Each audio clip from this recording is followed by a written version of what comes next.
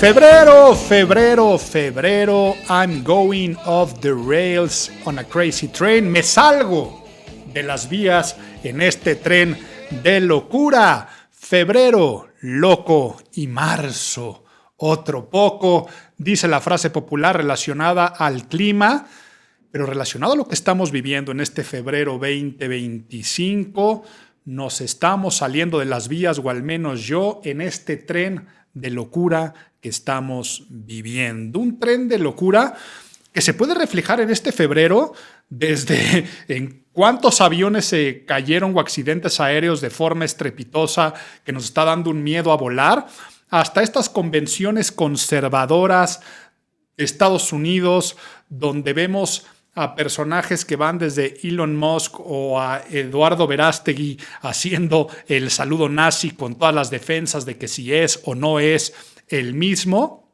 pasando por una elección de magistrados o del Poder Judicial donde tenemos a ministros que quieren ponerse de nombre en la boleta el ángel de la justicia, y así yo me podría seguir con cuántas cosas que pueden ser las discusiones de Kendrick Lamar de si en el Super Bowl lo que hizo es muy profundo y con unas lecturas semióticas que lo convierten en el mejor show de medio tiempo, o en el peor fracaso churro que nadie entendió y que se convierte en el peor espectáculo de medio tiempo, o los memes. O sea, los memes me refiero, pero memes que parten desde la Casa Blanca.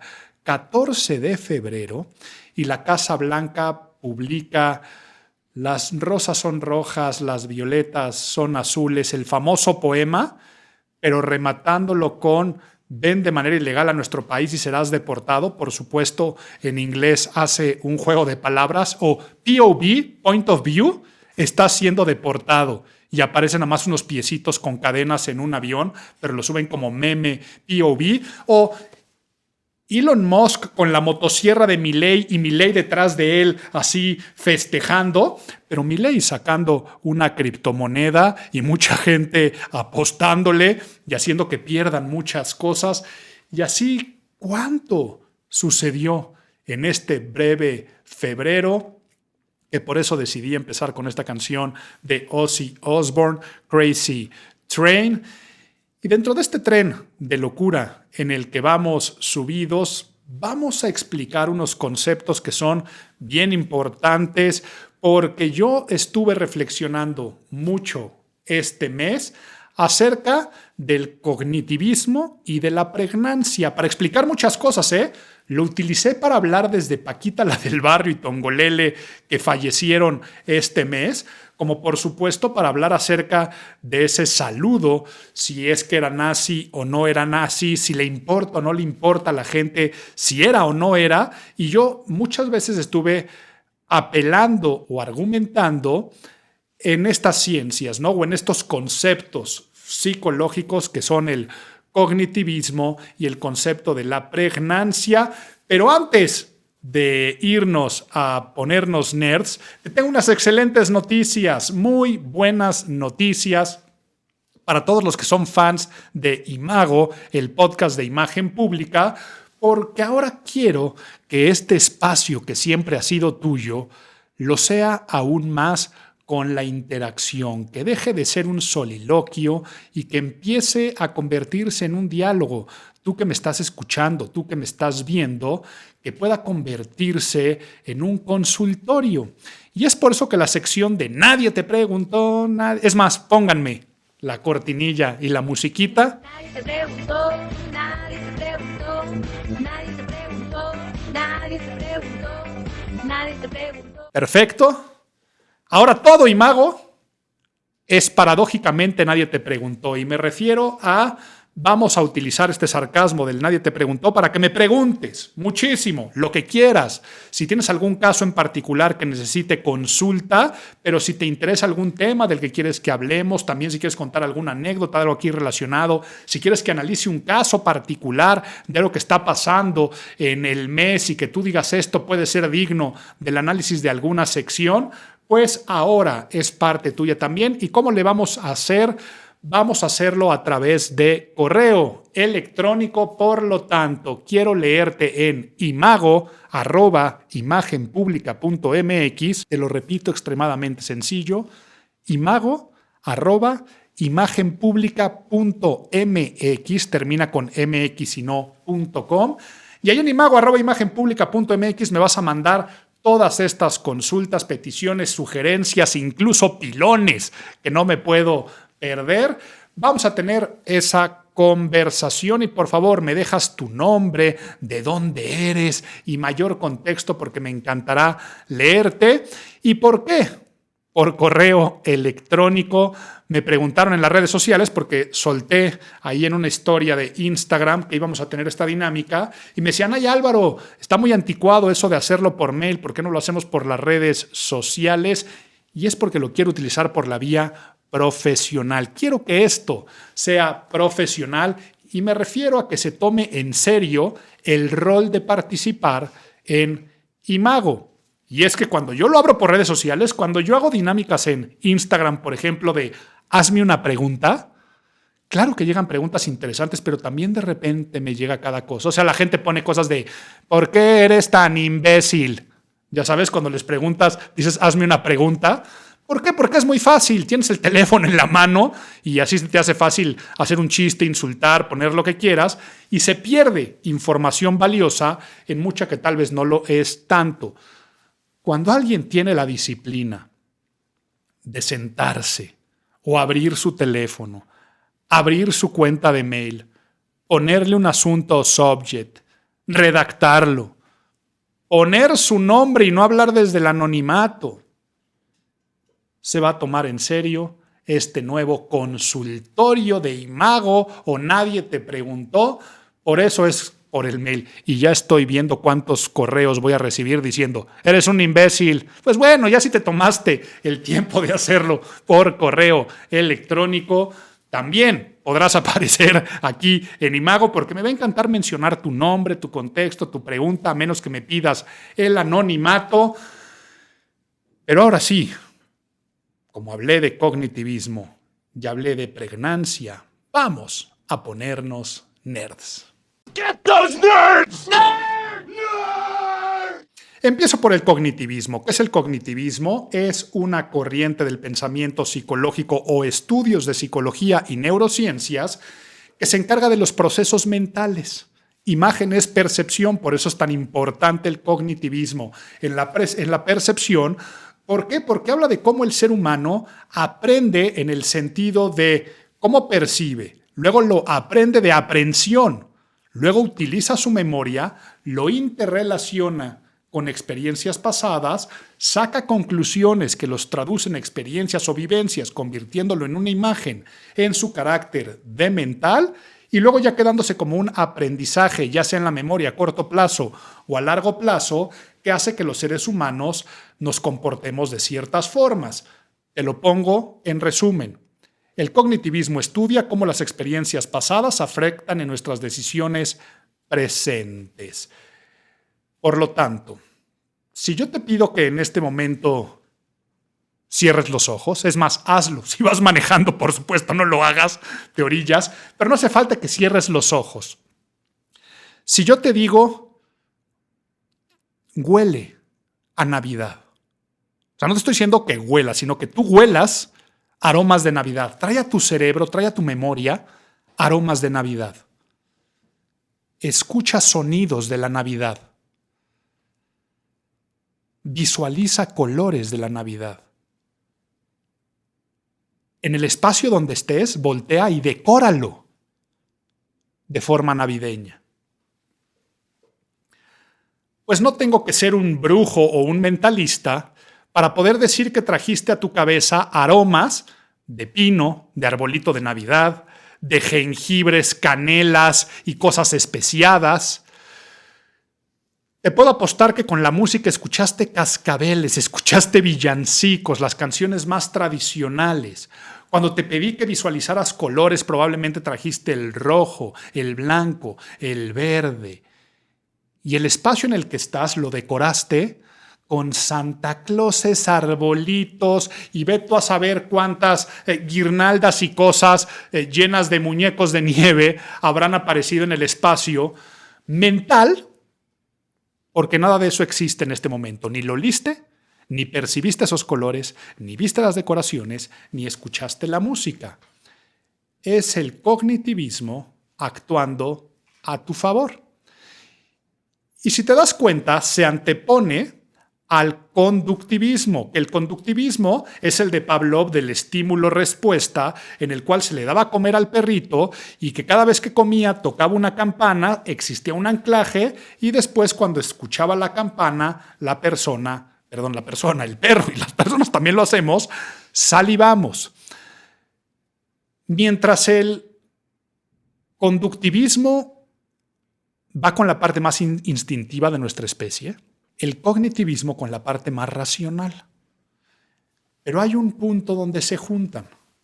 Se juntan porque si tú hueles aroma de árbol de Navidad o escuchas un villancico, claro, fue un proceso de aprendizaje, pero también se queda anclado existiendo un conductivismo.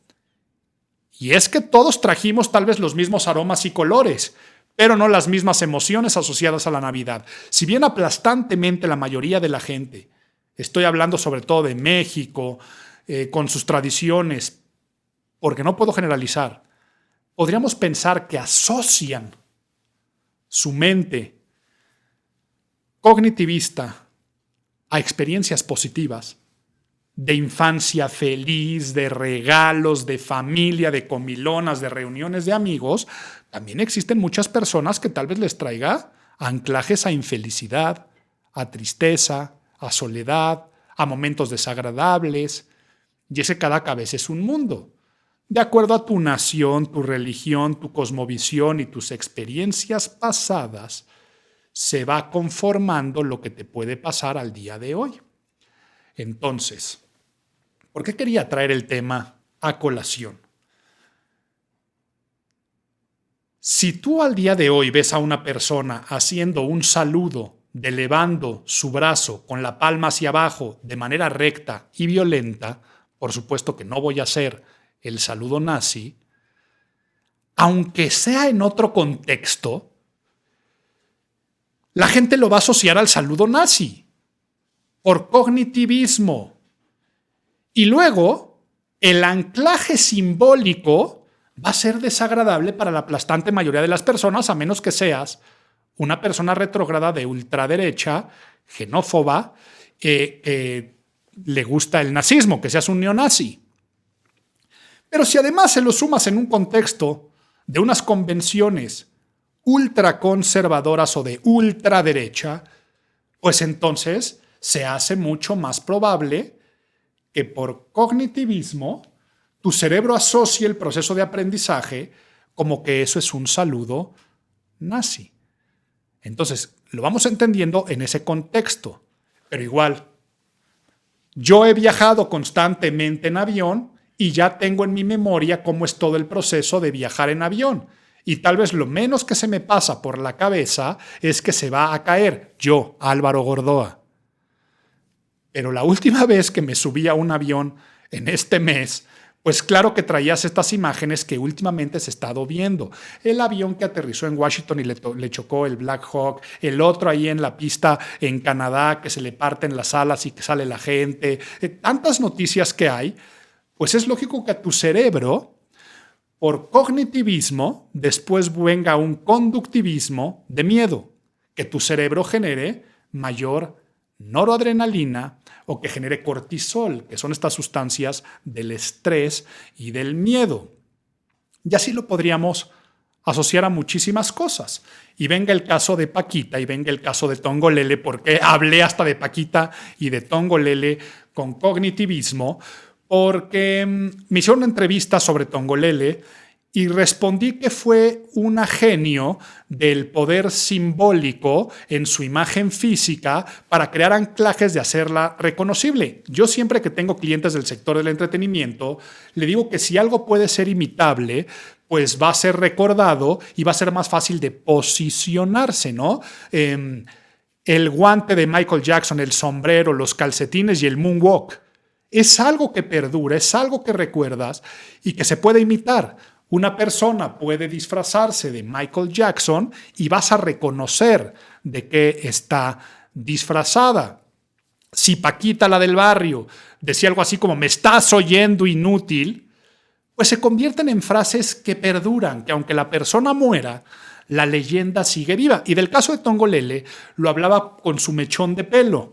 Esta bailarina versátil de la época dorada del cine mexicano, pero también del cabaret y de muchas otras cuestiones, tenía una forma muy particular de bailar, ya era un anclaje, pero también en su juventud tenía una melena negra y un mechón blanco, una despigmentación por un lunar. Y ella, en vez de teñirlo, lo hizo para posicionarse, para convertirlo en un anclaje simbólico y que luego cuando la gente viera a alguien que tenía un mechón de ese tipo, hicieran referencia a Tongolele. Incluso, van a decir, Álvaro, eso se llama bullying. Yo tenía un amigo en la secundaria que tenía un lunar así, que tenía un mechón blanco de pelo y le decíamos el tongo, ¿no? O sea, por la parte de Tongolele. Le gustaba, se reía, buena onda, pero se hacían este tipo de anclajes. Y ahora, cuando muere Paquita, cuando muere Tongolele, cuando nos enteramos de esa noticia porque murió en el mismo día, yo estaba con personas que tienen entre 13 y 16 años, las personas con las que salió la conversación. Y por supuesto lo que dijeron es, ¿quién es Paquita y quién es Tongolele? ¿De quién están hablando? Porque en su proceso mental de aprendizaje, de cognitivismo, no hay una relación. Y si conocieran a mi amigo el Tongo, no les causaría gracia, como para muchos que dicen el Tongo y le ven eso y dicen, hijos de la fregada, ya sé por qué le dicen Tongo. A ellas ya no le causaría esa gracia o sentido porque no tienen la asociación. Como si de repente me dicen, ve que es súper skibidi la foto que está. Pues seguramente alguien que tiene arriba de 30 años no va a tener ni idea de qué está hablando esa persona con ese adjetivo que acabo de mencionar. Ya que lo estamos entendiendo y ya que nos estamos poniendo en temáticas, esto lo iba a hablar hasta la noticia del mes, Kendrick Lamar y el Super Bowl. Cuando algo te lo tienen que explicar, pierde el sentido. Es como, imagínate que tú cuentas un chiste y nadie se ríe. No, es que mira, te tengo que entender. Esta persona le dijo esto y le entendieron la otra palabra. Si te tienen que explicar un chiste, ya no causa gracia, porque no lo hizo simple. A tu cerebro se le hizo complejo y el cerebro funciona por asociaciones. El doble sentido, el albur, funciona por la asociación y por eso un albur, aunque pueda ser guarro, es extremadamente inteligente. Y sobre todo, cuando juegas con el cerebro de una persona que no sabe que le están albureando. Es todavía más divertido, porque a una persona le falta el contexto o el cognitivismo, porque no tiene esa mente tan cochambrosa, y entonces su cerebro no puede hacer la pregnancia, que es el otro término del que voy a hablar, pero yo estaba hablando de Kendrick Lamar. Me harté de los análisis semióticos que empecé a ver. No, es que Samuel L. Jackson representa Estados Unidos y el juego es el juego de la vida de Estados Unidos, por eso era PlayStation y estaba el Game Over y estaba el primer capítulo y los triángulos del PlayStation y luego cuando sale Serena Williams hace el Creep Walk y el Creep Walk es entonces de la banda de los Creeps, pero como ella también tenía el problema con Drake cuando salían y luego sale Kendrick con el collar de la letra A minúscula haciendo referencia a minor, que es lo de la canción, de la tiradera con él. Y entonces cuando estaba en la persona que se subió en el... Sí, pero si no lo entendí yo en ese momento, muchos pudieron haber dicho, qué manera de desaprovechar el Super Bowl. Cuando te lo tienen que explicar, quiere decir que no era para el foro. Fue una genialidad. Y mira que soy muy fan de Kendrick. Pero no era el foro. El foro necesita lo popular, es el Super Bowl, el evento más visto en Estados Unidos. Y el show de medio tiempo necesita entonces ser digerible para el cerebro, sencillo. porque si no lo va a rechazar. Y ojo, sencillo no estoy diciendo que no sea espectacular en la teatralidad o el despliegue de recursos y tecnología que puede tener un show de medio tiempo, que al cerebro le cree sentido y le haga clic, porque todo tiene que ver. Y no sé si me voy a meter en un tema del cual después no puedo salir, pero que es muy prudente. Estamos iniciando marzo, mes de la mujer, mes del feminismo. Un feminismo que qué bueno que se alce la voz, qué bueno que se cree esa conciencia, pero que luego empieza a ser cada vez más complejo para un tejido social al nivel, a un nivel cognitivista, porque ya luego hay mucha confusión de qué es ser mujer, o qué es el feminismo, o qué es la lucha, o qué es ser radical o no ser radical. Por eso es que yo, en estas entrevistas, dije que es mucho más fácil entender en Paquita la del barrio el feminismo que en muchos otros movimientos. O en la libertad de Tongolele de desprenderse de las ropas y bailar de una manera sugerente en una época donde fue muy castigada y señalada y que le importó poco, es más fácil entender a veces el feminismo en Paquita y en Tongolele que en muchas corrientes de ultrafeminismo, que nuevamente les digo, lo respeto. Es como los teóricos y los académicos. Una persona puede ser un genio en su materia y dar clases y que la clase sea aburrida y que la gente no entienda nada. O una persona puede ser no tan brillante en la materia y hacer que el alumnado aprenda y se enamore de esa materia, porque fue un facilitador del conocimiento. No fue fácil lo de Kendrick Lamar. Lo de Donald Trump está siendo extremadamente fácil y aunque me cueste alabarlo, el subir el poema de Las rosas son rojas, ven a mi país y te vamos a deportar, es jugar con la comunicación actual, donde la gente no pone atención a mensajes más largos y donde el mundo del meme, del sticker, del humor, del trend, hizo que además en 14 de febrero publicaran esa fotografía y se entendiera todo un concepto de posicionamiento de su presidencia. Y entonces mucha gente lo criticó, porque lo critica desde el punto de vista de su cognitivismo, de cómo es posible que desde la cuenta de la Casa Blanca le falten así el respeto a la investidura presidencial. Híjole, y ahí es donde pones en toda esa discusión cuáles son los objetivos que se quieren lograr. Y no por algo la ultraderecha también está ganando en Alemania, pero también la ultraizquierda o el populismo está plagado por el mundo, porque es mucho más sencillo el extremo radical que irnos a la parte de la explicación de otros conceptos. Y ya voy a explicar pregnancia.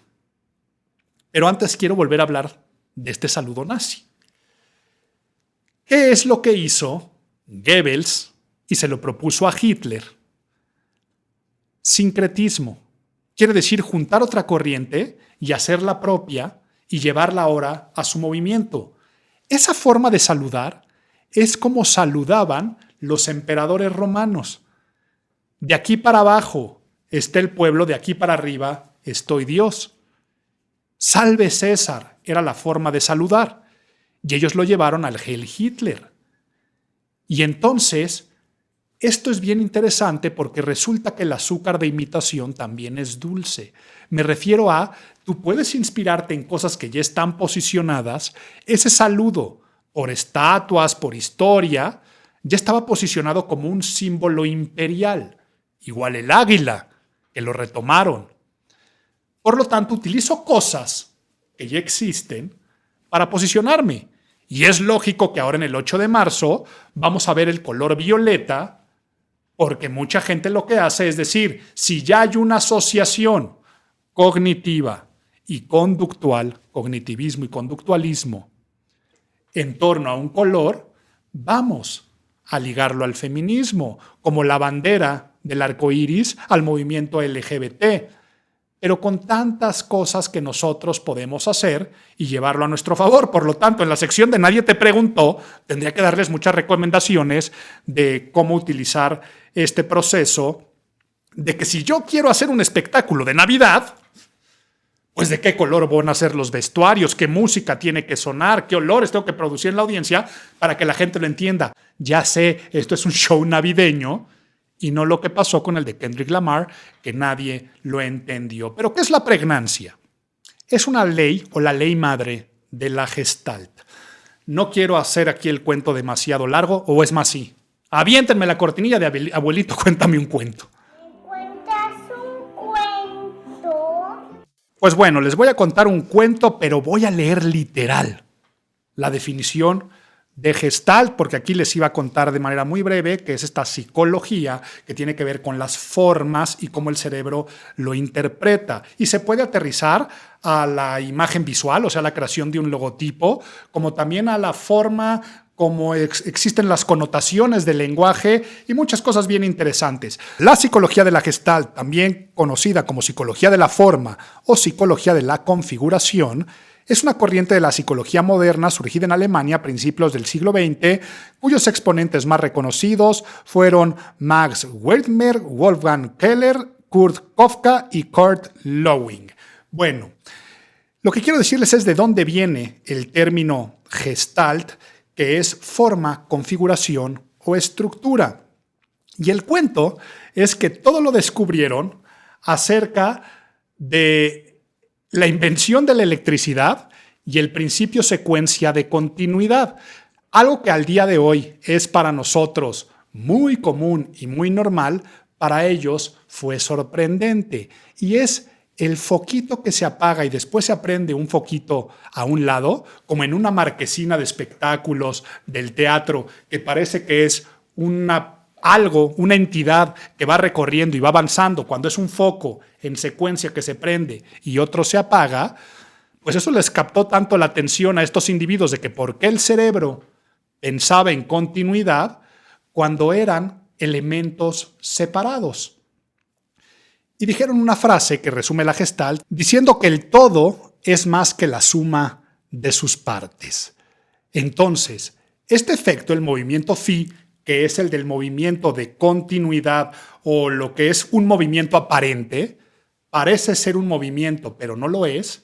El todo va mucho más allá que la suma de las partes.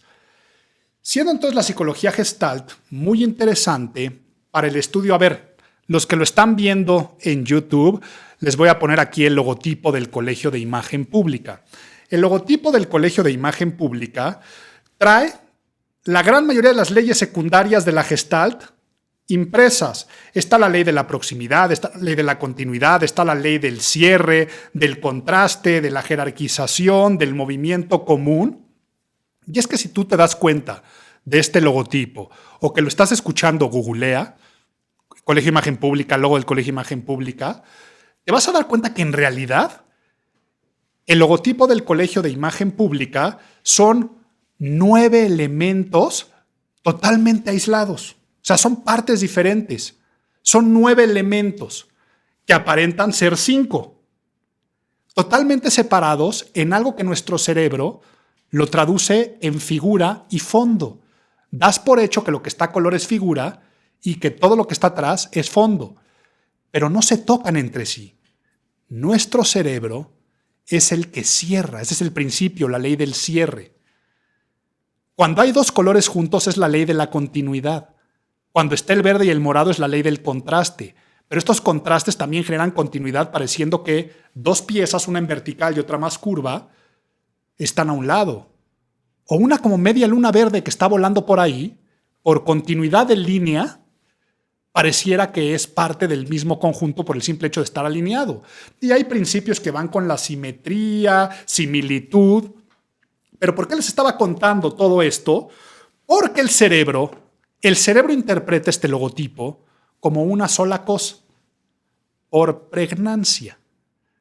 Y ya después de contarte esta historia de los foquitos que daban vueltas y por eso surge todo lo que estamos hablando en este momento, te cuento qué es la pregnancia. Pregnancia, del alemán Prägnanz, que significa conciso, esencial, describe el fenómeno que a nuestro cerebro,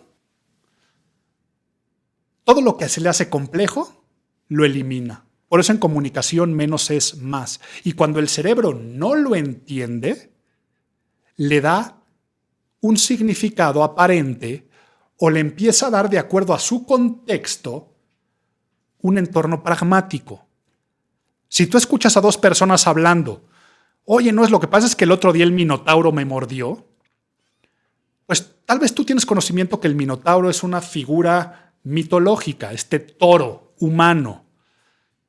Pues sabes que no es realista que esa figura o esa figura mitológica haya mordido a la persona. Tu cerebro, por pregnancia, lo más fácil se le hace suponer.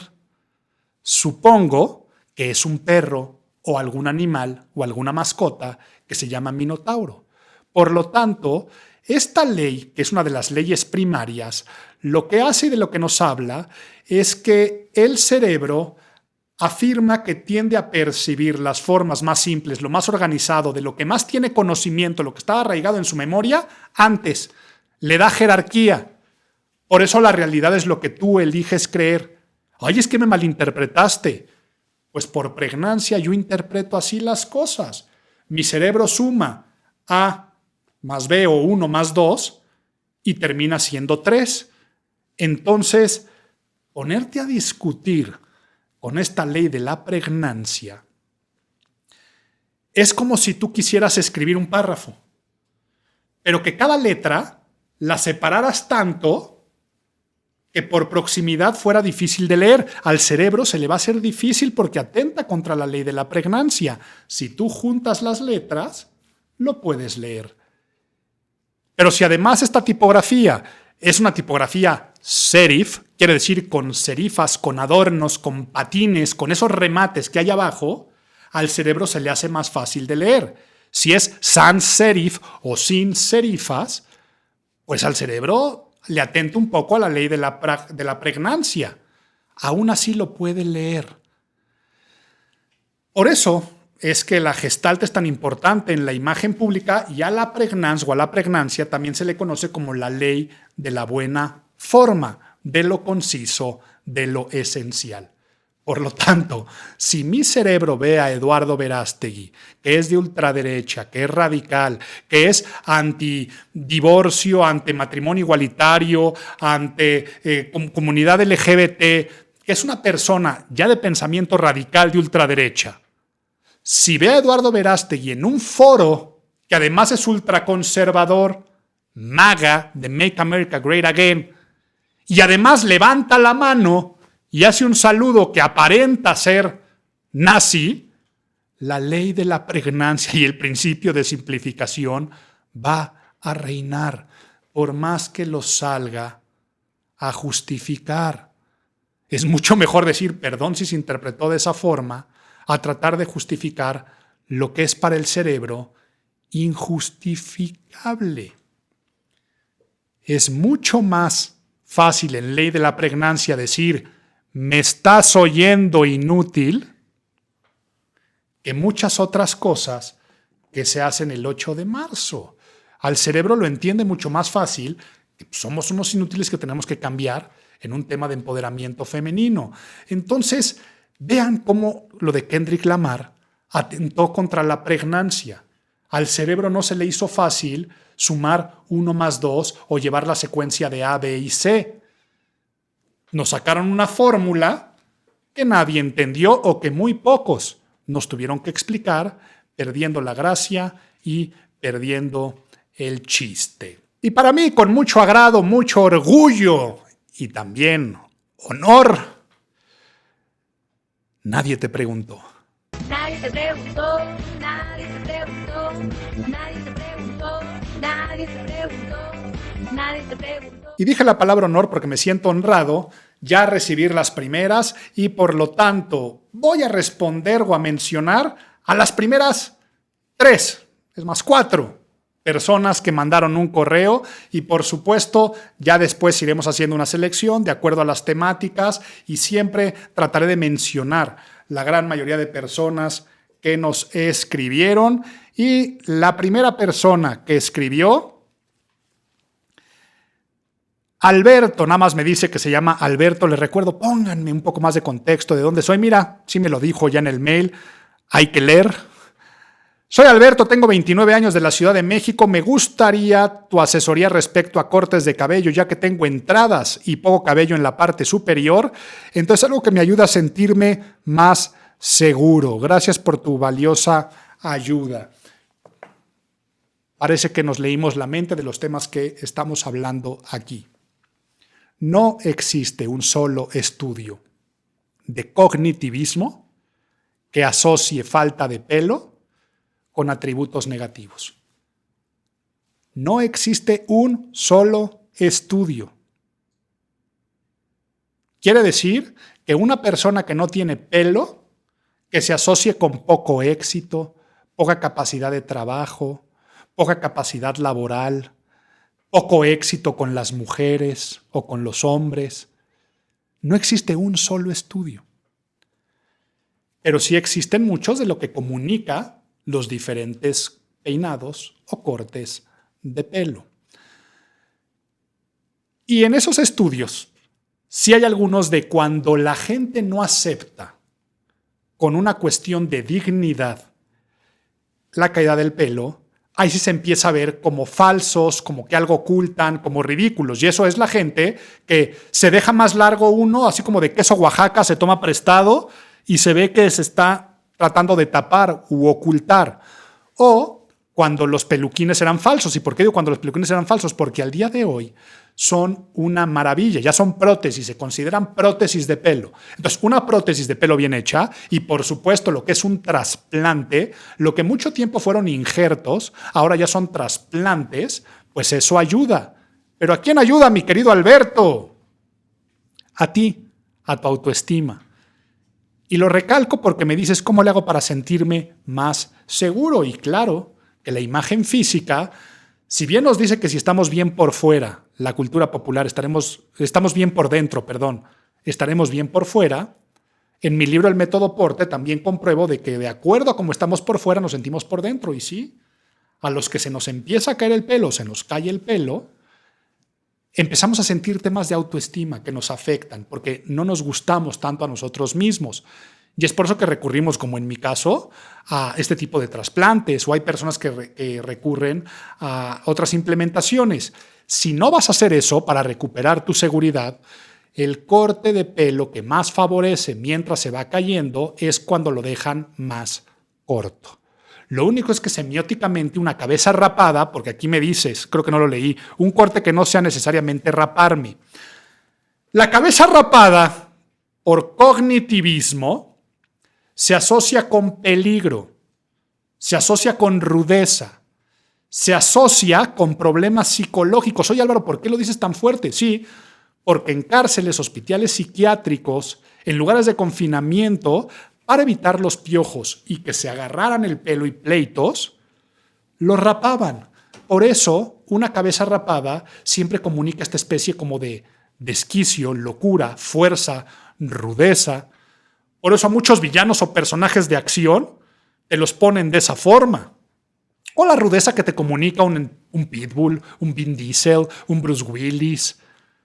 El propio Jeff Bezos de Amazon tenía de los que no tenía dignidad, de que se le estaba cayendo el pelo, y lo veían mediocre. Decide raparse la cabeza y te da una especie de atributo como del Lex Luthor, ¿no? O del Dr. Charles Xavier. Me estoy yendo a los personajes de cómic porque es como que la mente les funciona más fuerte.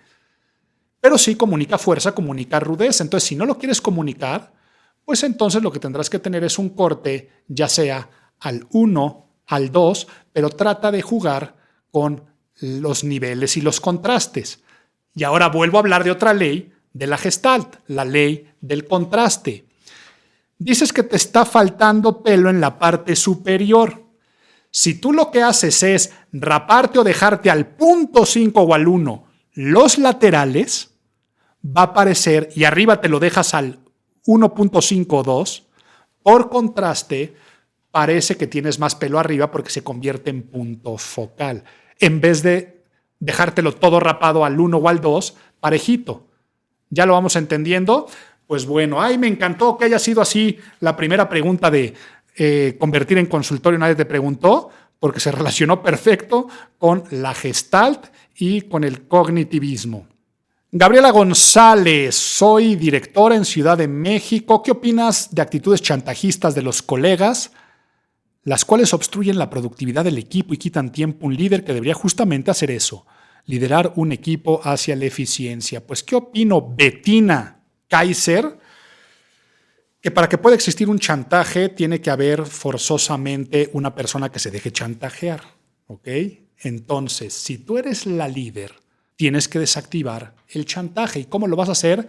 Evidenciándolo a través de una actitud no confrontativa, sino trata de generar preguntas. A ver, lo primero que te digo es no trates de cambiar la condición humana, así es la gente.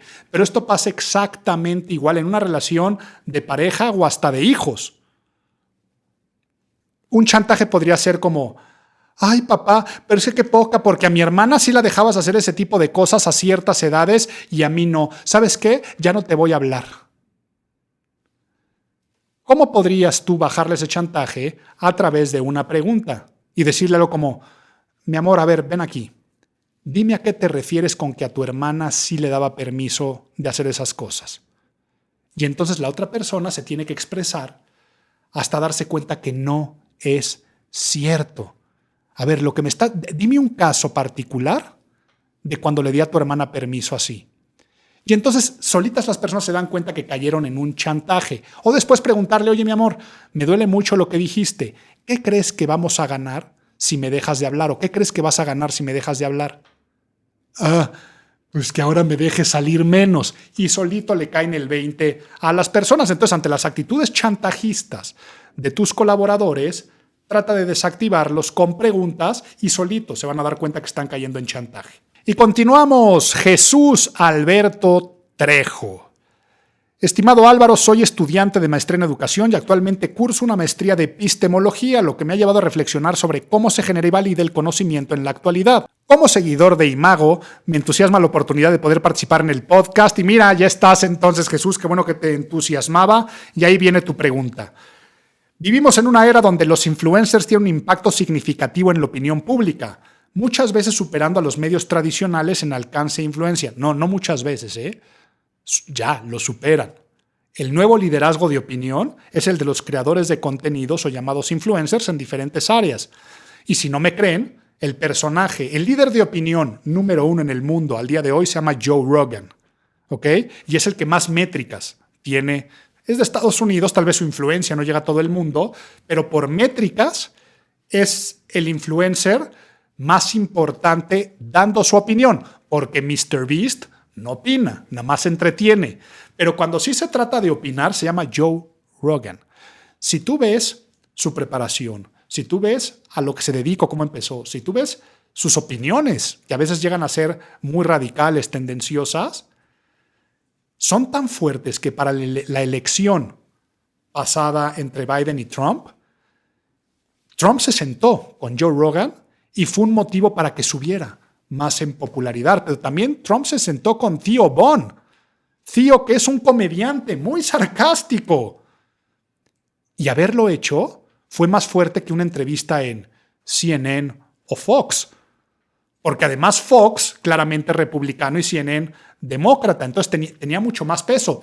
Y Joe Biden decidió no ir a Joe Rogan. ¿Por qué? Porque obligaba a Joe Rogan a ir a la Casa Blanca.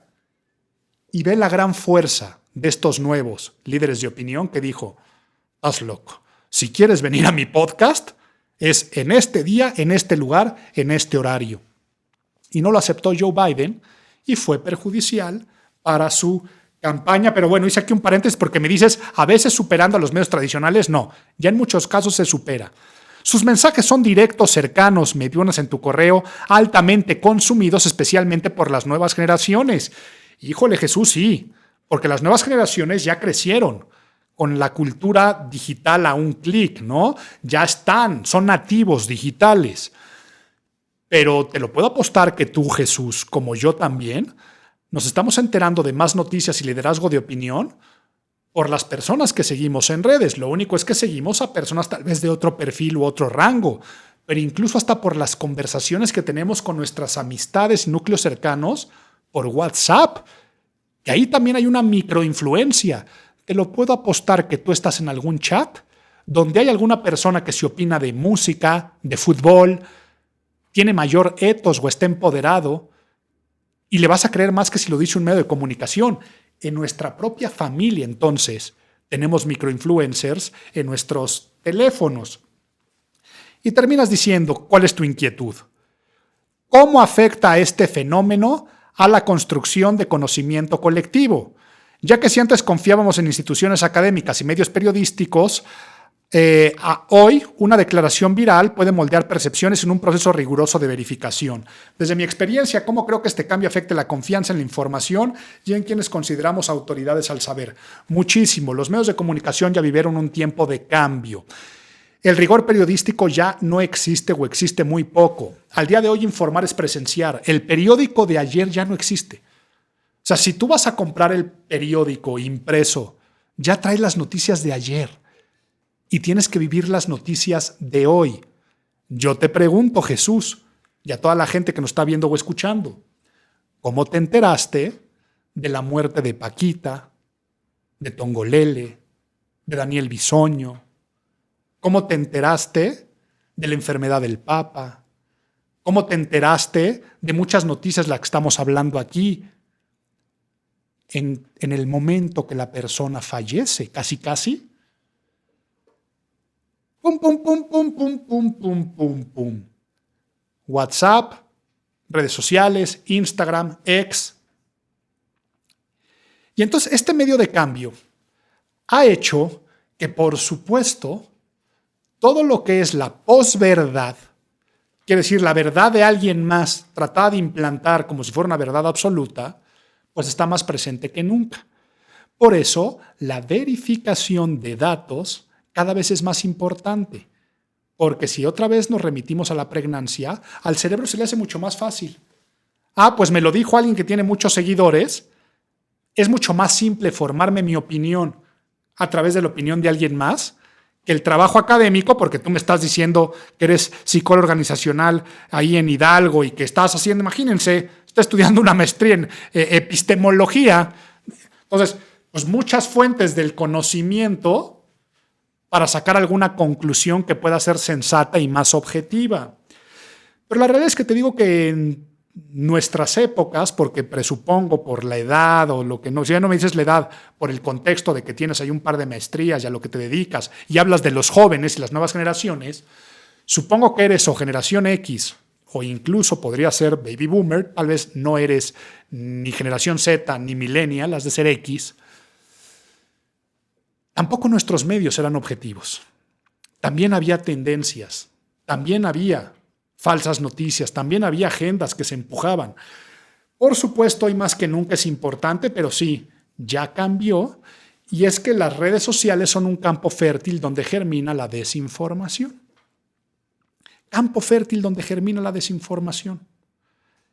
Y entonces también así actúan ya los medios físicos. Vaya, hasta este mes, una revista con cierta credibilidad de sociales y nota rosa, La Caras, estuvo en el centro de polémicas por decir que la ex primera dama tenía un noviazgo, no sé qué rollos pasaron por ahí, pero yo veía que la primera dama le contestaba y el medio decía cosas y que yo veía que en redes sociales se ponía como un tópico en tendencia. ¿Y quién tiene la razón? O sea, pues entonces ahí, si bien el medio de comunicación puede quedar mal, también nadie sabe. Pero todos opinan. Y si todos llegan a una mesa, ¿qué onda, viste? ¿Y qué opinas del Super Bowl de Kendrick? Y no, es que yo vi en Instagram que una persona dijo que esto significaba lo de Kendrick Lamar. Mientras tú no le preguntes a Kendrick Lamar qué quisiste decir y cómo estaba todo planeado, nunca lo sabremos. Pues agradezco mucho. Prometí 4, ¿verdad? Bueno, como prometí 4, Liliana Gómez. Liliana, Ciudad de México, 47 años, mamá de un niño de 9, colaborando con una inmobiliaria y que los leads me dice llegan a la base de datos de contacto de inmediato para mandarles información. O sea, trabaja en una inmobiliaria donde llegan prospectos y me dice, la cuestión es que la mayoría no contestan mi primer mensaje. Supongo que será por correo electrónico. Posteriormente los vuelvo a contactar y nada. De hecho, la gerente insiste que no los suelte. Pero creo si de inicio no respondieron ahí, o ya tenemos la respuesta. O sea, está diciendo si la gente no responde es que no está interesada. ¿Podrías darme un consejo al respecto? Sí, por supuesto. Lo primero es que hagas tu chamba y obedezcas a tu gerencia. Pero sí que utilices, si quieres conservar tu chamba, porque si no te metes a discusiones que no llegas a ningún punto. Pero ¿qué es dar un seguimiento? Si una persona no te está respondiendo, puede ser por dos motivos. El que presupones, porque no hay interés, pero sobre todo viene el segundo, porque no sabes captar su interés. Si tú le pones en el subject o asunto del mail informes de la inmobiliaria, altamente lo van a batear. Si tú le pones, Álvaro, vemos tu interés y hoy hay una gran oportunidad para este departamento que te interesó, ¿te puedo marcar? Generas duda, generas interés. De hecho, si hablamos de la pregnancia, al cerebro no se le hace fácil, porque no sabe cuál será, dónde está el cierre, no puedo cerrarlo, no puedo concluir. ¿Cuál será la oferta? Y entonces se convierte en un hook, en un gancho, en un anzuelo para provocar la llamada. O sea, en el tipo de leads y prospectos que estás teniendo, lo que tienes que generar es el deseo. Y así tomas la posesión de poder. De hecho, en el libro Salte con la tuya, que te lo recomendaría que lo leyeras para lo que haces, siempre digo que hay que tomar la posesión de poder y el poder lo tiene el que no tiene el deseo. Si tú deseas vender, el poder lo tiene el prospecto. Si tú le pasas el deseo al prospecto, el poder lo tienes tú y entonces recibirás esa petición de llamada o solicitud de informes. Ahora, si ya de plano no te está respondiendo y tú insistes una segunda vez, es correcto. Pero si no recibes respuesta, para la tercera ya es insistencia y es lo peor que puede hacer un vendedor. Cuando un vendedor empuja la venta, quiere decir obliga a que le compren más que provocar el deseo de compra. En ese momento que una persona no entiende que no tiene que salir a vender, sino hacer que le compren, vas a caer en gracia tú y la empresa. ¿Por qué? Porque le va a dar exactamente igual si se llama Liliana Gómez. Si no va a decir, qué enfadosos estos de inmobiliaria fulanito que friegan y friegan y friegan y friegan, ya que dejen de molestar. Por lo tanto, así es lo que tendría que ser y hacer. ¡Ay, me encantó! Vamos a dedicarle incluso en algunas ocasiones puros podcasts a preguntas y respuestas porque me voy a quedar siempre con mal sabor de solo poder responder 3. Pero como ya hice el análisis de lo que quería hablar en otras secciones, qué bueno que nos dan pilón.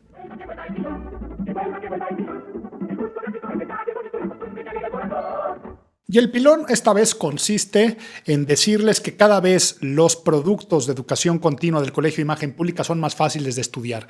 Estamos debutando este mes certificaciones, diplomados con dinámicas cada vez más breves, quiere decir el mismo conocimiento en menos tiempo, conciso, dedicándole 4 meses con educación presencial o a distancia, muy versátil, para que en imagenpublica.mx encuentres toda la información y qué mejor que capacitarte en temas muy especializados del Colegio de Imagen Pública. Ese es el pilón que te dejo en esta ocasión. Febrero, loco, marzo, otro poco y ve cómo voy a cerrar. Recuerda que abrimos con la canción de Ozzy Osbourne, una canción de heavy metal, una canción pesada del Crazy Train. Vamos a cerrar con esa misma canción, pero en otra versión. Es la versión que utilizaban los Osbournes en su reality show, pero date cuenta cómo cambiándole el estilo, tipo Big Band, tipo jazz, nos remite a otras épocas del año y despierta otros sentimientos. El mismo fondo puede transmitirse, pero la forma, con cognitivismo, puede hacer que logremos diferentes objetivos. Esto fue Imago, el podcast de Imagen Pública. Nos vemos y escuchamos en marzo. Y en lo que escuchas la canción, imago@imagenpublica.mx, ahí me puedes escribir, me va a encantar leerte y te va a encantar escucharte en el próximo episodio, imago@imagenpublica.mx. Maybe it's not too late to learn how to